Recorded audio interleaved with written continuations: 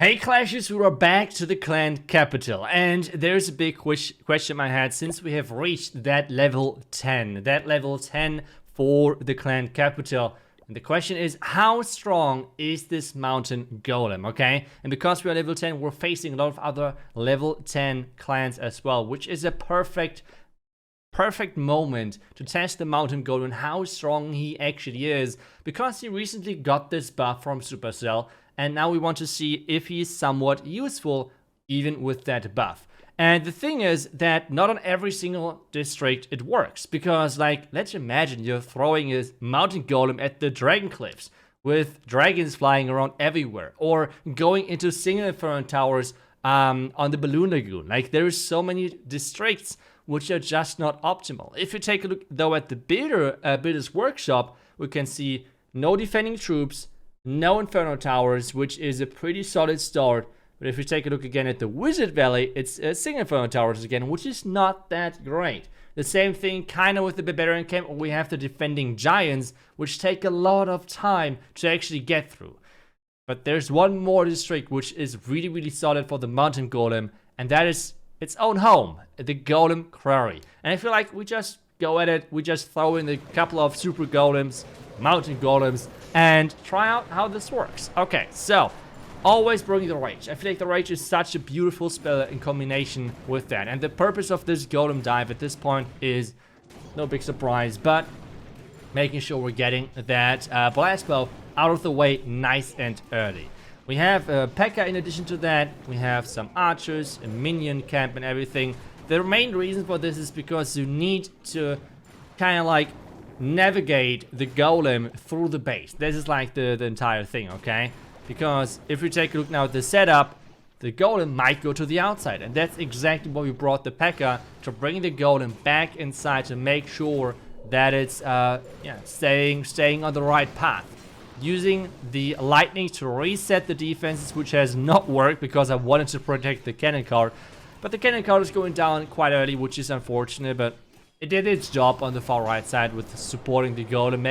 Maybe there's other troops which could do the job better. Maybe a couple of super wizards if the golem is tanking. But we're on the good way to take down our second blast bow with this mountain golem, which is already, I want to say, pretty solid value. I mean, so far the opening was overall really, really solid. We have to remember though that mountain golem and the golden quarry, sorry, the district is having a lot of firepower. It has the most important defenses, and it has the most of the most important defenses with the rocket artillery, with the blast bow, so a lot of high damage building with a lot of range. But what is the next step? That's the best question, because we have now two rocket artilleries and one back-end rocket artillery with a back-end blast bow, which is not really easy. But we keep we keep going with the mountain golem, okay? If we send the mountain golem somewhere from the top side, we might be able to tank the top rocket artillery, and with that we maybe then can send in some hog riders over the mountain. Yes, I know hog riders cannot jump over them, but if you're sending in hog raiders, there's always one hog rider which is flying, and that is like what we're looking for, okay? This hog raider is going to travel over the wall and hopefully take down the rocket artillery. That is the plan. In addition, one frost spell, it's a quite powerful spell, especially if there's a lot of them. Are you kidding? Who's putting a zap trap over there? Like, this person is crazy. What are you? What? Okay, I just got completely outsmarted, baited, obliterated. Like, that was just insane. But either way, our golem is tanking nicely. The hog riders did quite some damage. The hog riders actually taking down the rocket artillery at the top side, which is good. And we have two more cannon carts to push then our golem back on track, even though we have to wait. Because the problem though at the moment is that if we use the cannon cart too early, well, it's just faster, okay? The big problem with this golem, it's so freaking slow. And it's kind of the same problem as with Valkyries in the main village. Valkyries are too fast. You cannot combine them with anything. And the mountain golem is kind of the other way around. It's too slow. You cannot combine it with anything. If you combine it with the cannon carts are just going ahead of it, and well, the tank is like, oh, I got this. I'm there. in 1 or 2 weeks from now, but you got this. Go ahead, go ahead. I will be following you. That's kind of like the approach of the Golem, which is not helping that much if you're completely honest. So yeah, that's kind of the problem with the Mountain Golem in the clan capital. And not that the zap trap, those guys really like, are you kidding me? Those guys with those zap traps, that's frustrating to say the least. But the Golem has finally worked the way around, and we have one more rage to place. The thing now though is that with this backend, we're not going to get the 3-star in the second attack, which would have been, no big surprise, our goal. So yeah, I mean, this was the first test, which means we need to do it another time to see really the true power of the Golem. If it was just like a unlucky coincidence, or if the Golem really might not be as strong as I was thinking in the beginning. You remember maybe my tier list back then where I put the Golem into the S tier, like one of the highest tiers of how useful a troop is. But maybe it's because archers are just really falling off in the later stages. So as soon as you're getting to a maxed clan capital, I mean, this is capital level 10, which does not mean it's maxed, okay? This is like two completely different things. But the Golem, I guess, is overkilling a lot of defenses because it's dealing too much damage. Archers at the moment, they're kind of doing the same job. The Golem is there as an opening troop within the clan capital because it's destroying walls.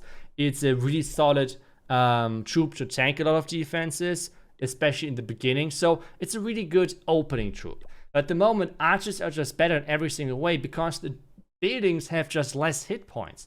So this is changing then with people are getting higher and higher in the upgrades, and all of those defenses, all of those regular buildings, everything are just getting more hit points, which then again is more leaning towards the Golem because the Golem is dealing enough damage to one-shot them anyways, if you know where I'm coming from. Yes, there's more damage as well, but I mean the Golem is so freaking tanky, it shouldn't really change that much. So that's kind of overall the approach, or like my thought process, why I feel like maybe the Golem is going to be stronger versus completely maxed out clan capitals. Or maybe he's just not as good as I thought overall. But one thing which is really, really solid still is the Flying Fortress. It might be just like probably maybe the second best troop for the clan capital. Let me know what your top 3 troops would be in the clan capital. I guess Archers is in the top 3 for sure, right? Archers is for sure in the top 3. Maybe even Hawk Raiders. That might be actually a point. And the Flying Fortress might be in the top 3 as well. I guess that will be maybe my top 3 when it comes down to really power potential, like carry potential, okay? I'm not using, like, not talking about other, like how useful some of them are, like the Ram, for example, which is quite essential, but it's not the carry troop, okay? I'm talking about carry troops. But let's dive into the next base, okay? Because we want to attack the next base. I feel like overall, if we dive in from this bottom or like far right side, more likely, we could take down one of the blast bows. And with that, then, we're taking down a lot of splash damage for air, which then is giving us maybe the possibility of using the second attack, the Flying Fortress. Because as I said, the Golem is typically an opening troop. Like, it's not like the... You cannot, most of the time it's not really that good if you use the Golem in every single attack, what we just did in the first one, okay? You want to kind of use the Golem in the first attack. The main reason for this being that, as I said, it's just nice to have those walls getting opened. You have not to invest any resources for that. And this is like the big plus point for this troop as being one of the first attackers, because it means you're always increasing the deployment area, which is another important thing in this game mode. So, Golem is going strong, but again, our cannon card is running a little bit ahead of him. So this means now it's taking a lot of splash damage, and again, that is the big problem. Maybe I should just stop using cannon cards. Let me know what you would like to, or what you think you should use with the Golem. Like, what is the best fit with that? Maybe more P.E.K.K.A. to work on the flank of the Golem, or maybe, I don't know. Let me know. But back to the attack. We have now some Hawk Riders from the far left side to support the P.E.K.K.A. So everything is kind of working together at this point. And I feel like if I would have not swagged kind of the siege, not the siege, but like the recovered, I feel like it would have looked pretty solid overall. But now the Golem is running low on hit points, and we're not really getting those double air bombs. That was like one of the main things we were coming for, because as you remember, we are going for air in the second attack then most likely, okay? That's like the big goal with this approach. The Golem now, yeah, it's running low and we're not getting any of those air targeting defenses, which is a huge shame, and it's going to completely mess up our second approach. So let's plan the next attack, okay? And with this one, we could just use archers. We can wall break into this top blast bolt compartment, take down as many of those air targeting defenses as possible, and then send in our flying fortress from the far left side as originally planned. Yes, this has less power in the end, but maybe just going to be enough. I mean, we have those double air defense at the top side. Maybe just going to be enough to somehow get us the 3-star. So that is like overall the idea. Adding 2 rocket loons to maybe snipe some important defenses, that might work. Otherwise, rages, I mean, that's no big surprise, right? Because we need at least one of the rages for the archers, and the other rage then, as soon as we're approaching a lot of damage with the flying fortress, to rage that one up. That is the overall plan. We need the rams again. As I said, the ram is pretty essential, but it's not like one of those carry troops. But either way, let's start with the rage, dropping the rage that even if we're attacking the blast bow, the archers should be still in range. Now, the wall break, everything looks solid, getting a lot of things in there. And now we have the archers taking down the first of those air bombs. And we need to take down both. And we need to take down the air defense at the top right, or like it's the rapid rockets. Okay, that was the that's the name. But we need to take down as much as possible over there. And things should be hopefully looking good. I mean, maybe we're going to do it to take down it in 2. Maybe in 3. It's going to be close, I feel like, in the end. But we're taking down defense after defense with this archer approach, which is really nice.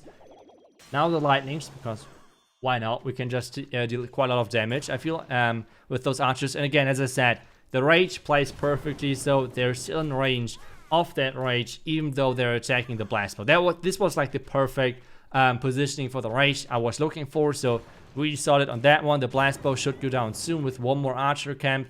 And then we have the archers going for the top right side. But this gives us the go time for our flying fortress, because the blast bow is down and our archers can concentrate on the top side with the rapid rockets and the air defense right next to it. So that's like the goal at this point, to take that out, which we can do while our flying fortress is then dealing with the entire far left side, and everything is kind of working together. At the same time, we have no really cleanup troops, which is unfortunate, but again, we had not too many troops overall to choose from. That's like a big problem, which we had to deal with. So that is not possible. Now the rage, because it's already a lot of damage on our poor flying fortress, so we kind of have to rage it up already. And at this point, we can see it's going to be hard. It's going to be really, really tricky to get through this back, and especially with those 2 Tesla popping up, and they're dealing so much damage to those air troops, especially to those tanky troops, because the damage of those Tesla is so crazy stacked. So maybe we can take down something more with our rocket loons, maybe from the far right side or something like that. But I feel like it's going to be so close, so close. Maybe with a little bit of a better opening. I have talked about how the cannon card was not giving us that much value. So maybe with a better opening over there.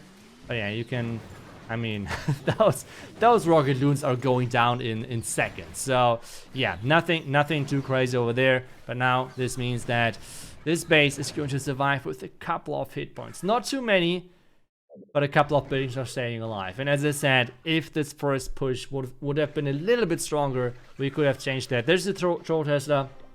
We can easily clean that in the second approach. And the second approach, or like not the second, the third approach, for me is always the same. I mean, as I showed you already in the first district, for me it's always like just with the one flying fortress, the triple super dragons. I just think it's like the strongest air combination which is possible in the game, because the flying fortress is so nicely tanking, and yeah, it's just pretty nice as a combination. So rocket loons, we can use that for the troll Tesla later on, because again, remember, every surviving troop space is going to give us bonus loot in the end. Okay, that's the main reason.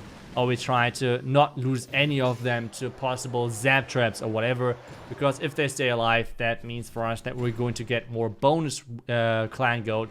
For this one, 250 bonus, I take that. I hope you enjoyed the video. Let me know what you think of the mountain golem, if it's a bit, I don't know, if he's nice to use or not. For me, I have to say, at least at this stage of the game, I feel like he's not as powerful as some of the other troops. I feel like there's way more powerful options. Thank you for watching. I will see you guys back tomorrow for the next video. Until then, see ya and bye bye.